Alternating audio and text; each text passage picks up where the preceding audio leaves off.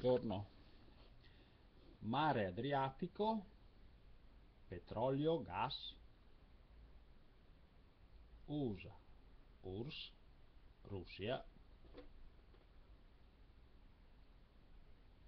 Paolo Sarpi e Repubblica Veneta.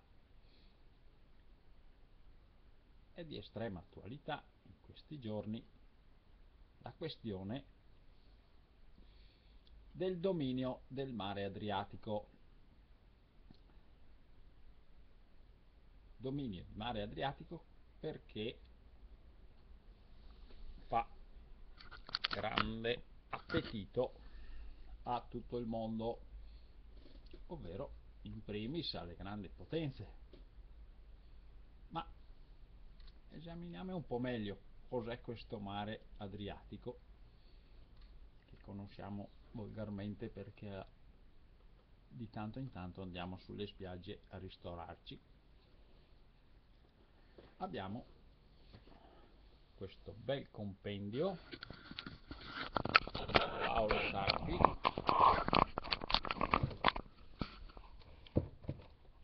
dominio del mare Adriatico della Repubblica Serenissima di Venetia, descritto da Fra Paolo Sarpi, suo consultore in ordine pubblico, il volume 6, appresso Maietti e via discorrendo. Lo stampatore, il lettore. Dominio del mare Adriatico della Serenissima Repubblica di Venezia. Serenissimo Principe, il dominio della Serenissima Repubblica sopra il mare Adriatico è così celebre che forse non si troverà alcun altro quale dopo la dichiarazione dell'impero romano e altri storici per i consulti abbiano fatto menzione e approvato di comune consentimento legittimo che, essendo tutti concordi, si sono però trovati differenti nell'assegnare l'origine e i vari nell'allegare il testimone, fondandolo chi sopra privilegio concesso dal Papa, chi sopra il privilegio e concessione dell'imperatore, e alcuni sopra la predescrizione, altre ancora sopra ancora consuetudine. L'opinione e la ragione dei quali, vediamo come si viene qua,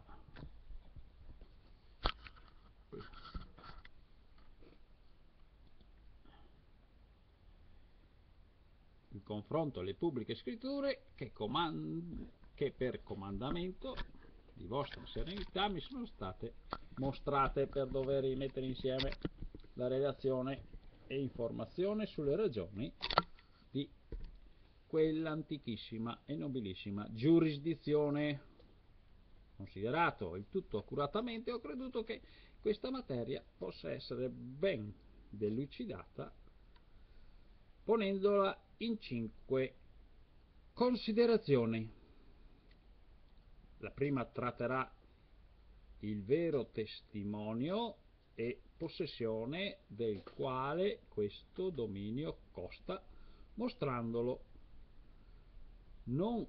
acquistato ma nato insieme con la Repubblica Veneta,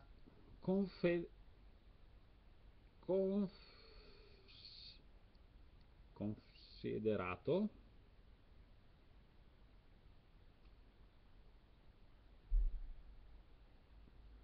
e argomentato con le virtù delle armi e stabilito con la consuetudine che eccede ogni memoria. Mare Adriatico, la seconda sarà inoltre non esser vero né utile il dire che la Serenissima Repubblica abbia il dominio del mare per privilegio del Papa o dell'imperatore, nemmeno per prescrizione. La terza considerazione farà vedere se il dominio del mare comprenda i seni e i porti e altri ridotti, e inclusi i lidi, ancora se questa giurisdizione s'attenda a statuire e impor leggi ai naviganti, facendo quelle ordinazioni che per ricerca la pubblica utilità e a punirli i delitti commessi in mare e a imporre grandezze a quelli che vogliono dell'uso di esso. La quarta sarà di esplicare e risolvere l'opinione di alcuni che vengono fatte al contrario. Nella quinta metterò insieme le ragioni, e in questa considerazione non mi valrò di cose che si possono mostrare per le scritture pubbliche e autentiche di vostra serenità, ovvero per i testimoni, ma per gli storici e ius consulti approvati. Dominio della Serenissima Repubblica ha del dominio del mare ed è quelli stesso per il quale ella ha la sua libertà, finché a principio del soddisfacimento per una stessa causa ella nacque libera e ebbe l'imperio marittimo, e questa causa fu l'esser edificata e costruita in mare, il quale allora non era sotto il dominio di alcuno, e termine indubitato appresso lo ius consulti esser de iure gentium, che ogni città sia libera se è fondata nel suo, siccome la città in loco dominato sono dal suo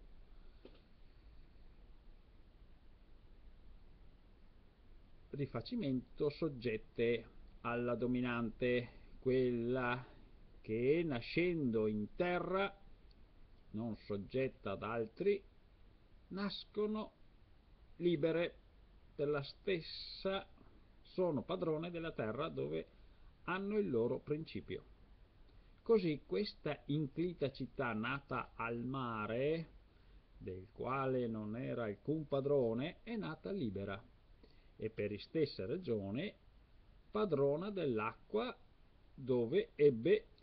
il suo principio, per il che tanto è il ricercatore l'imperio marittimo di Venetia,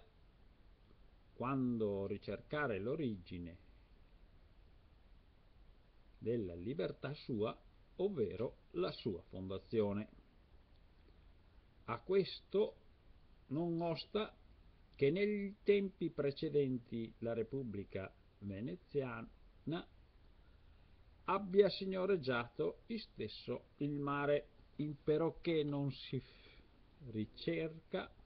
per l'edificazione di una libera città che un luogo mai in alcun tempo sia stato dominato da altri, essendo che per instabilità delle cose mondane non v'è ragione che non sia stato soggetto ad innumerevoli mutazioni, ma ben si ricerca che nel tempo dell'edificazione il luogo non fosse soggetto ad alcuno. L'imperio di tutto l'Adriatico, per molti secoli innanzi, il rifacimento di Venezia fu dell'impero romano, ma negli domini dei popoli avvenne quello stesso che nelle privati, cioè che da ciascheduno per quanto tempo è padrone della sua cosa, per quanto la tiene in proprietà sua, ma s'egli l'abbandona o non ne tiene il possesso o non ne può tener più conto, quella di occupata può essere privilegiata per proprietà di qualsivoglia, che primo le metterà le mani sopra. Così le città che sono soggette ad un principe non possono essere levate senza ingiustizia, ma s'abbandonerà la loro custodia e non la guernerà, o perché non voglio, perché le forze le siano tanto mancate che non possi faranno di quello che prima ne piglierà governo e protezione, e per le leggi della divina umana dovranno stare sotto di quel, mentre egli continuerà a reggerle.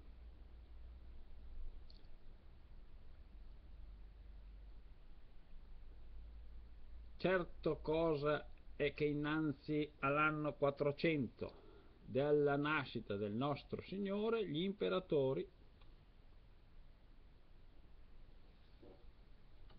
possedevano l'acqua del mare Adriatico, particolarmente le lagune dove questa inclita città,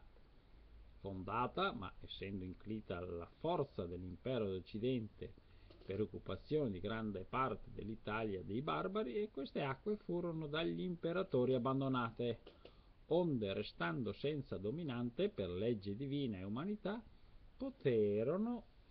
i popoli che si ritirarono per l'inondazione dei barbari istituire in queste acque una repubblica libera, e per virtù della sua nascita padrona del luogo che, abbandonato da chi prima lo dominava, era allora senza padrone e disoccupato. Ma mentre dico che il dominio del mare sia naturalmente a questa repubblica, è nato insieme con lei, non voglio intendere che tutto in un tempo abbia acquistato la padronanza di tutto l'Adriatico, perché le forze nel principio non v'erano, e allora ebbe dominio di quel tanto che con la virtù delle sue armi potea custodire e proteggere, che fu il trattato contenuto tra Ravenna e Aquileia, restando il rimanente senza padrone, come abbandonato dall'imperatore e non dominato dai barbari,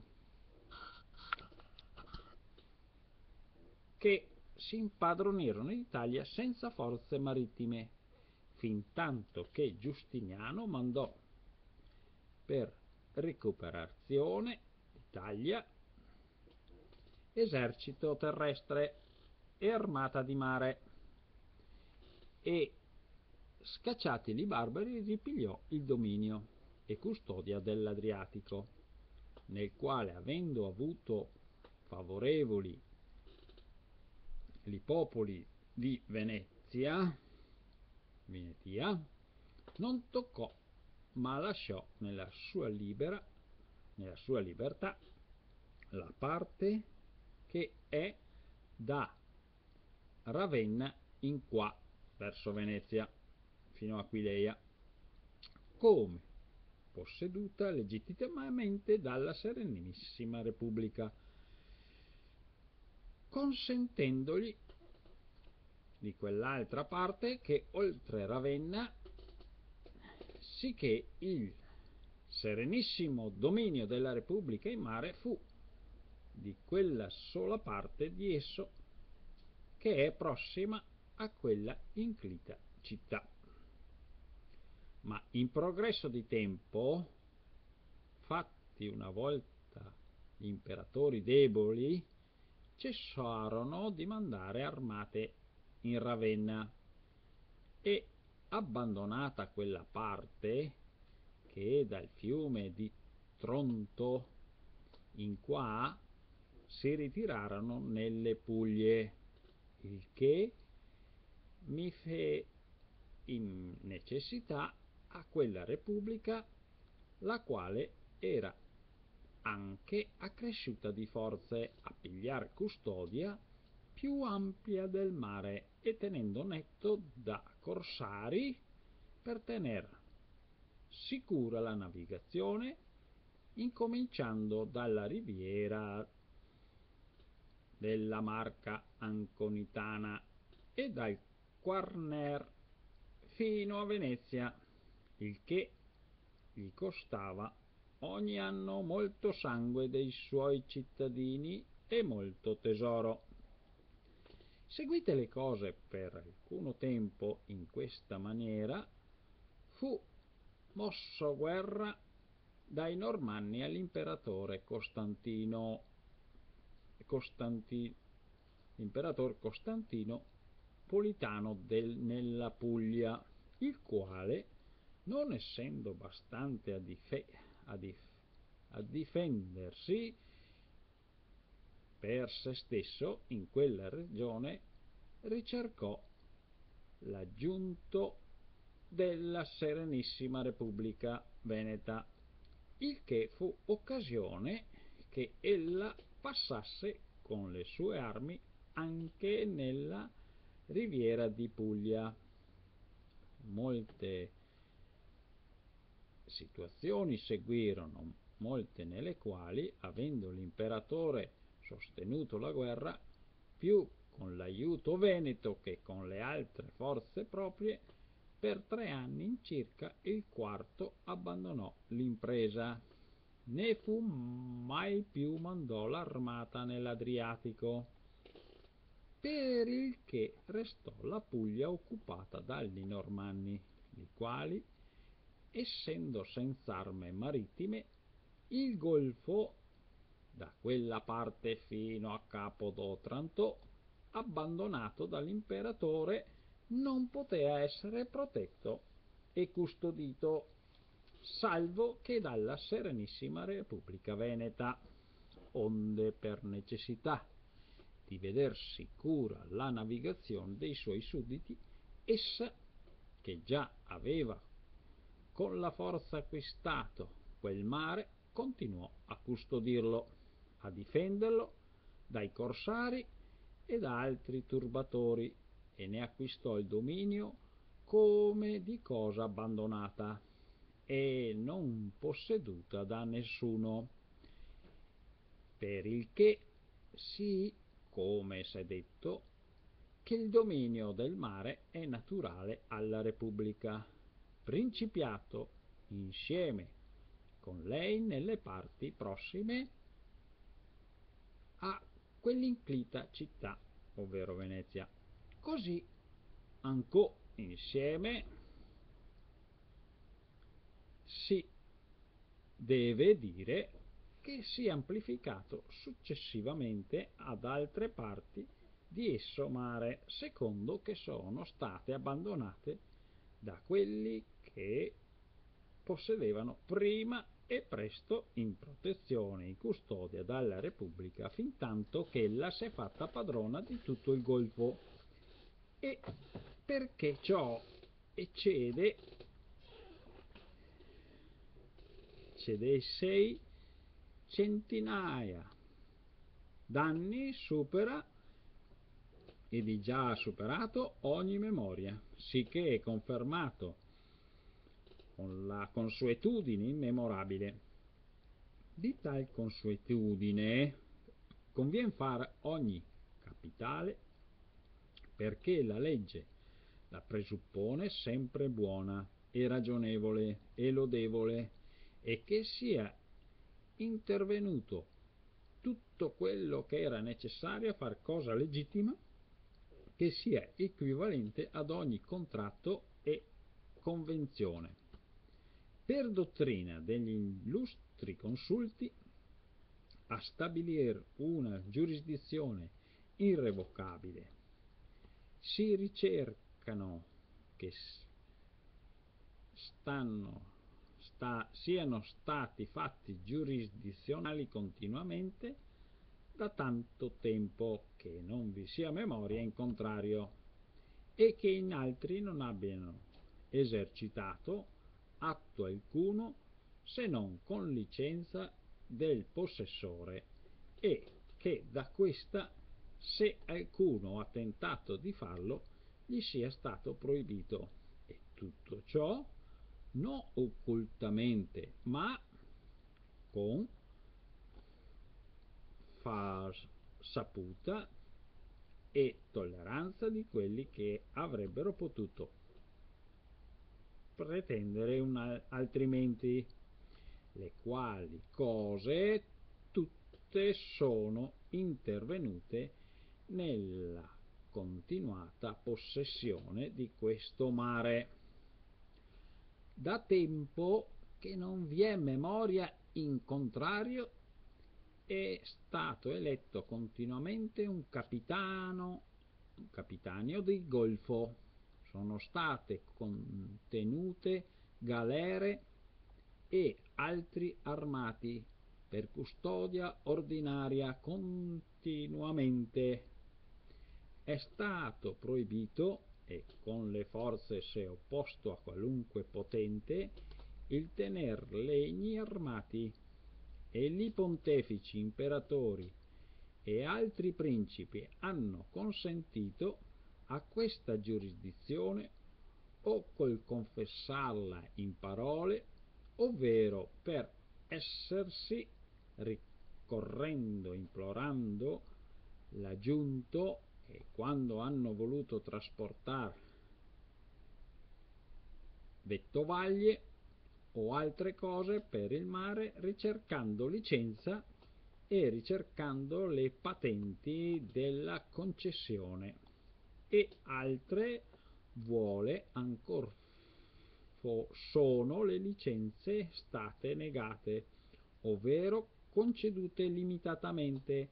e non quanto la loro dimanda richiedeva. Agli naviganti sono sempre state date le leggi sopra la navigazione, così quando un luogo dovevano far la scala, come alla qualità delle merci, i contrabbandi sono stati coasficati e sono state imposte esazione dei dazi, azioni tutte di giurisdizione e supremo dominio. Non c'è memoria quando avesse principio l'elezione di un suo capitanio di golfo, ma ben nel 1393 si vede una lettera del recentissimo Senato della Repubblica Veneta scritta dal capitanio di quel tempo, con precetto che scorresse la riviera della Marca Anconitana e Puglia fino a Capo d'Otranto, e dal tenor di quella lettera pare che il carico di capitanio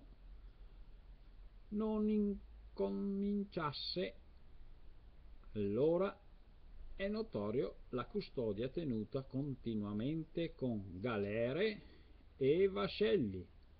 armati per difenderlo da corsari e ladri marittimi e per opporsi a quelli che volessero impadronirsene, e si sa insieme a quante fatiche, sudori e sangue vi sia stato impiegato. La stessa, anzi profusione, è notissima e nessuno può negare che le spese fatte e il sangue sparso per guadagnare il mare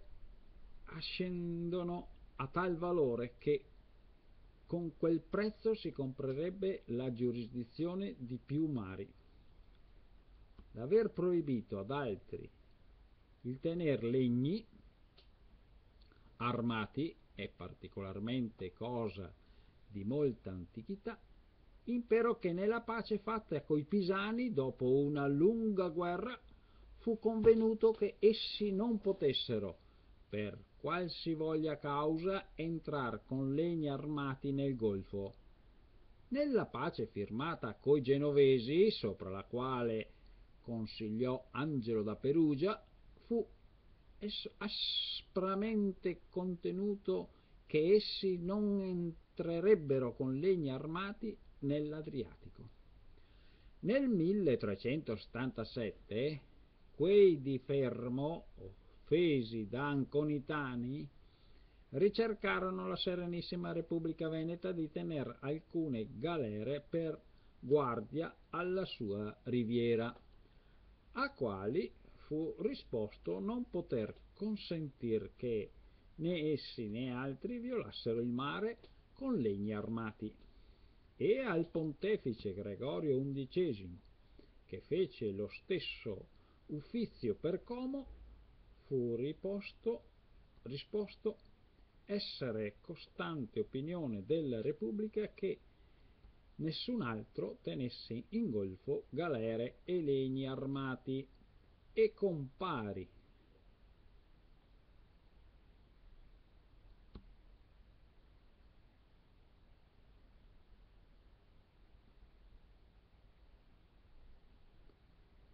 risoluzione in quegli stesso punto furono sforzati gli anconitani a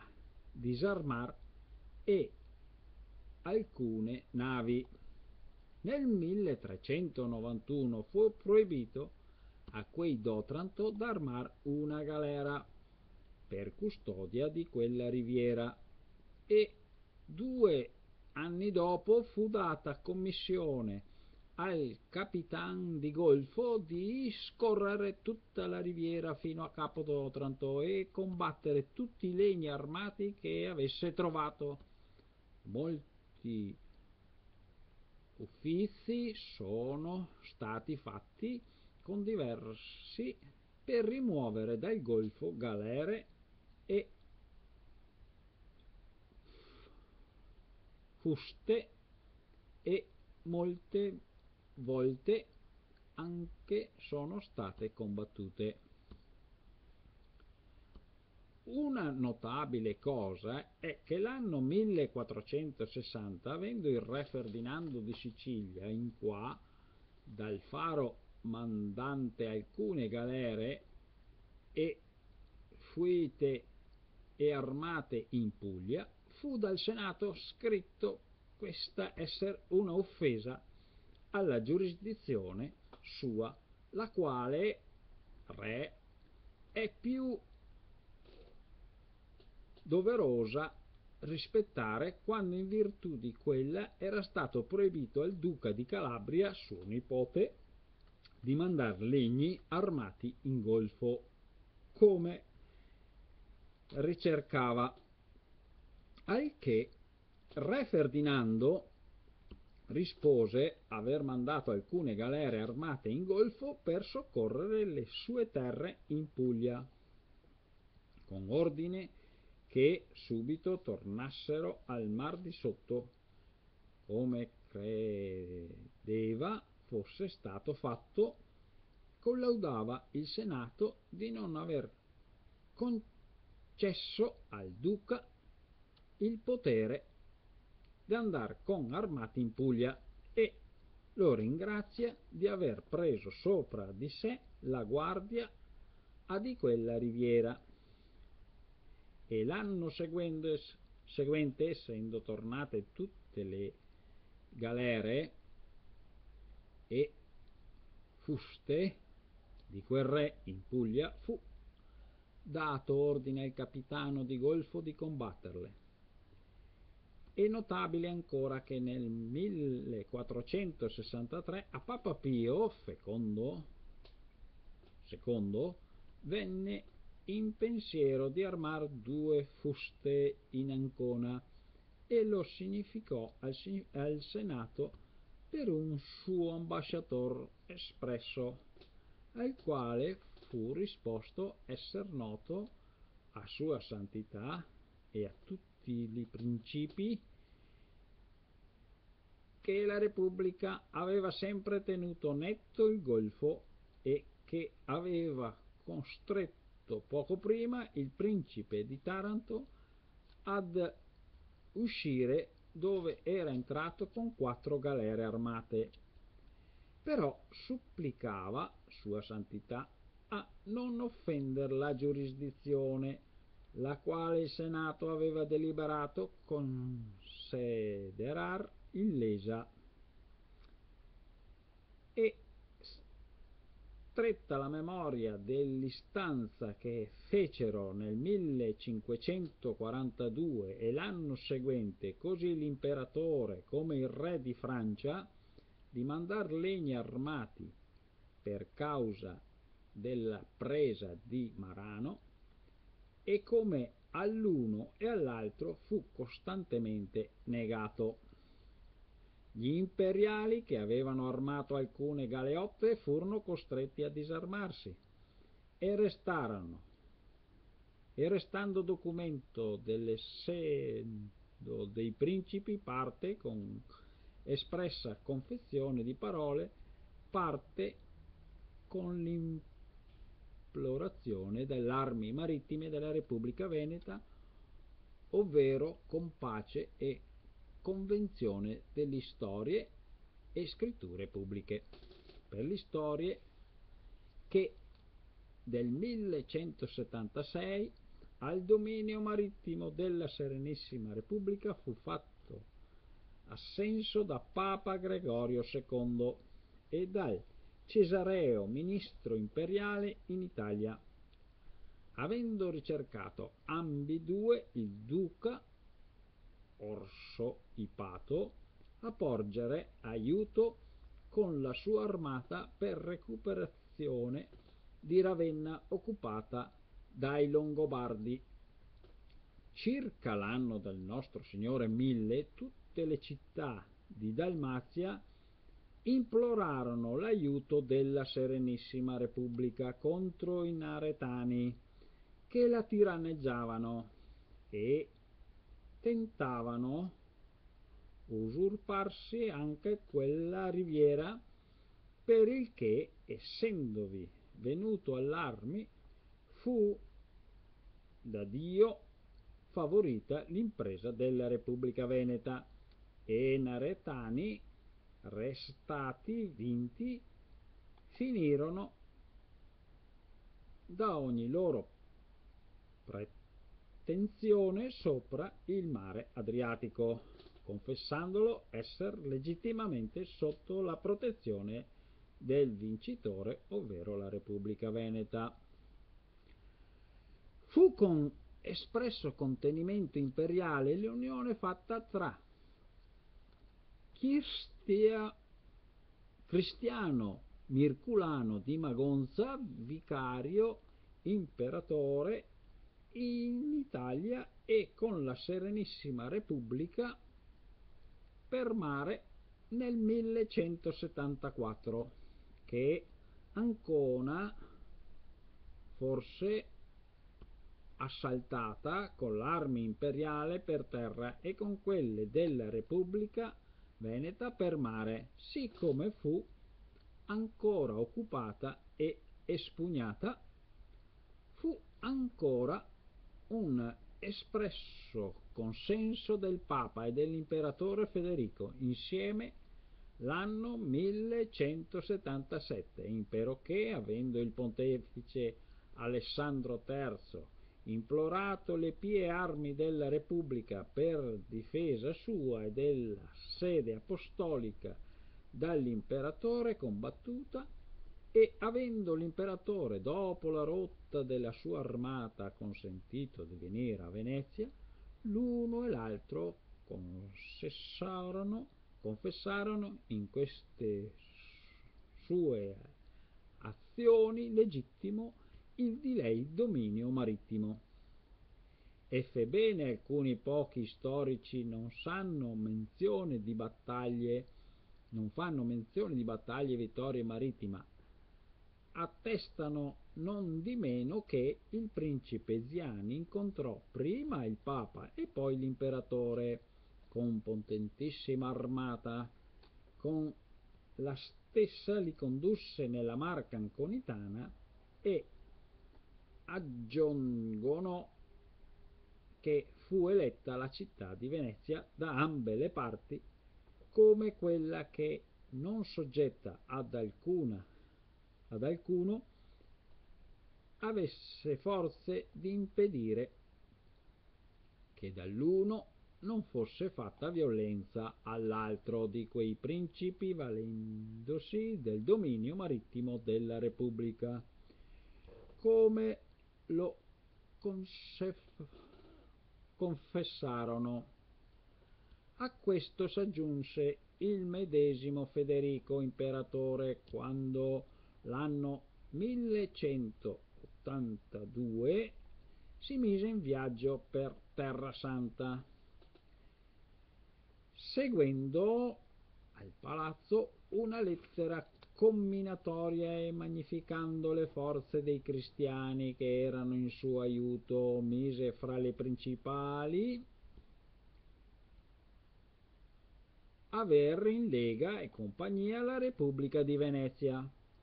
entrata a sua difesa a distanza e preghiera del pontefice romano, ben avendo lasciato e custodito il mare, il che tutto mostra non solo l'affetto di essi pontefici, ma anche, quando loro fosse grato, per favorito pubblico della cristianità, che la Repubblica avesse forze non solo da proteggere il mare Adriatico, ma da mandare anche in paese lontano. Celebri furono, tra le altre, le spedizioni fatte a distanza di Urbano II nel 1122, a preghiere di Celestino II, ma soprattutto è notabile la spedizione fatta a Costantinopoli l'anno 1202, con così potente armata che, insieme con la nobiltà francese che v'era sopra, fu sufficiente di restituire in Costantinopoli l'imperatore, scacciato il tiranno, e dopo la morte di esso imperatore acquistare il dominio della città e dell'impero, lasciando però tanta armata in golfo che fu sufficiente a guardarlo e ad occupar Zara, che allora si ribellò senza muovere le forze che erano in Costantinopoli. Forse le più notabili memorie è che nel 1273, avendo congiurata quasi tutta la riviera della Romagna e Marca Anconitana per usurparsi il dominio di quei mari e turbando la possessione della Serenissima Repubblica, fu mandata potentissima armata per reprimerli, e dopo alcune battaglie fu fatta pace con quei di Romagna, e dei quali erano capi i bolognesi, e contenuto che la Serenissima Repubblica continuasse nelle possessioni della sua custodia e dominare quel mare, per il che quelli della Marca, restati soli, non potendo far resistenza, ebbero ricorso al pontefice romano Gregorio X, il quale tentò di far comandamento al duca di quel tempo di riflettere, e avendo egli riposto che il dominio di mare era della Repubblica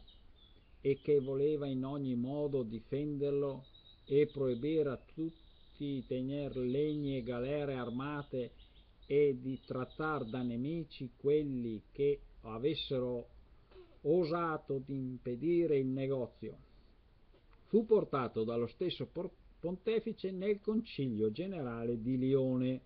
dove fu commessa la causa degli Anconitani, e fu conosciuto che non avevano fondamento alcuno, onde furono costretti da quietarsi e cedere. Fece parimenti guerra alla Serenissima Repubblica con il re d'Ungheria, tra le altre cause anche per il dominio del mare di rimpetto alla Dalmazia, e infine si fece la pace in Torino nel 1180, dove fu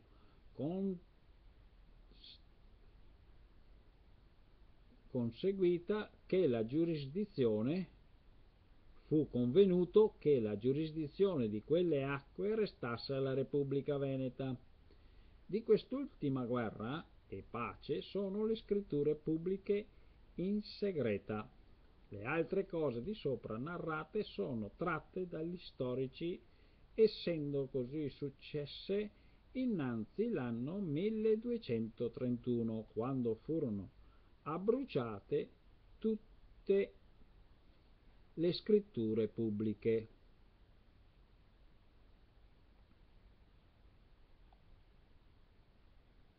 Siamo a pagina 25. Più efficace prova ancorsi causa dagli ricorsi fatti di certe città e principi posti sopra il mare Adriatico,